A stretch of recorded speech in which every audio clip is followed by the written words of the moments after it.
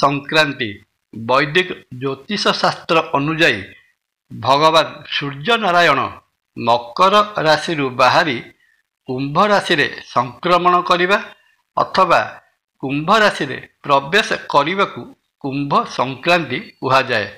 ଚଳିତ 2025 ମସିହା ଫେବୃଆରୀ ମାସ 12 ତାରିଖ ବୁଧବାର ରାତ୍ରି 10:03 ସମୟରେ ସୂର୍ଯ୍ୟ ଦ୍ୱାଦଶ ରାଶିଚକ୍ରର ଦଶମ ରାଶି ମକର ରାଶିରୁ ବାହାରି ଗୋଚରରେ ଦ୍ୱାଦଶ ରାଶିଚକ୍ରର ଏକାଦଶ ରାଶି କୁମ୍ଭ ରାଶିରେ ପ୍ରବେଶ କରିବେ। ଉଦୟ ତିଥି ଅନୁସାରେ କୁମ୍ଭ ସଂକ୍ରାନ୍ତି ଫେବୃଆରୀ ମାସର 13 ତାରିଖ ଗୁରୁବାର ଦିନ ପାଳନ କରାଯିବ। ଜୟ ଜଗନ୍ନାଥ। ନମସ୍କାର। ତପନ ଡାଇଜେଷ୍ଟକୁ ଆପଣଙ୍କୁ ସ୍ୱାଗତ। ଜାଣିବା ଜ୍ୟୋତିଷ ଶାସ୍ତ୍ର ଅନୁଯାୟୀ ଗ୍ରହ ଜଗତର ରାଜା ରୂପେ ପରିଗଣିତ ସୂର୍ଯ୍ୟଦେବଙ୍କର କୁମ୍ଭ ରାଶିରେ ପ୍ରବେଶର ଜ୍ୟୋତିଷୀୟ ମହତ୍ତ୍ୱ, ସ୍ନାନ ଦାନ ଓ ପୁଣ୍ୟ ଅର୍ଜନର କଥା ଏବଂ ଦ୍ୱାଦଶ ରାଶିଚକ୍ର ଉପରେ ଏହାର ପ୍ରଭାବ। ଚଳିତ ବର୍ଷ କୁମ୍ଭ ସଂକ୍ରାନ୍ତି ଅବସରରେ ଦୁଇଟି ବିଶିଷ୍ଟ ଯୋଗର ସୌଭାଗ୍ୟ ଓ ଶୋଭନ ଭଳି ଯୋଗର ନିର୍ମାଣ ହେଉଅଛି।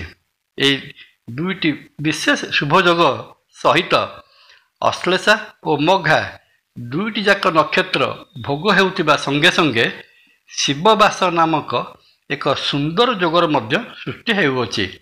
ଏହି ଯୋଗରେ ଭଗବାନ ସୂର୍ଯ୍ୟଦେବଙ୍କର ପୂଜାପାଠ କରିଲେ ମନବାଞ୍ଛିତ ଫଳ ପ୍ରାପ୍ତ ହୋଇଥାଏ।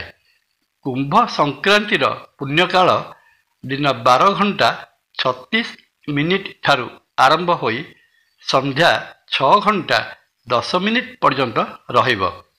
ଭଗବାନ ସୂର୍ଯ୍ୟନାରାୟଣ ମନବାଞ୍ଛିତ ଫଳ ପ୍ରଦାନ କରୁଥିବା ବେଳେ ଐଶ୍ୱର୍ଯ୍ୟ ପ୍ରଦାୟକ ମଧ୍ୟ ହୋଇଥାନ୍ତି। ତେଣୁ କୁମ୍ଭ ସଂକ୍ରାନ୍ତି ଦିନ ବ୍ରାହ୍ମ ମୁହୂର୍ତ୍ତରୁ ଶଯ୍ୟା ତ୍ୟାଗ କରି ଗାଧୋଇବା ପାଣିରେ ଗଙ୍ଗା ଜଳ ମିଶାଇ ସ୍ନାନ କରନ୍ତୁ। ଯଦି ଗଙ୍ଗା ଜଳ ନ ମିଳେ ତେବେ ସ୍ନାନ କଲାବେଳେ ଗଙ୍ଗା ମାତାଙ୍କ ନାମ ସ୍ମରଣ କରି ସ୍ନାନ କରନ୍ତୁ। ଏହା ପରେ ଉଦିତ ସୂର୍ଯ୍ୟଙ୍କୁ ଅର୍ଘ୍ୟ ପ୍ରଦାନ କରନ୍ତୁ।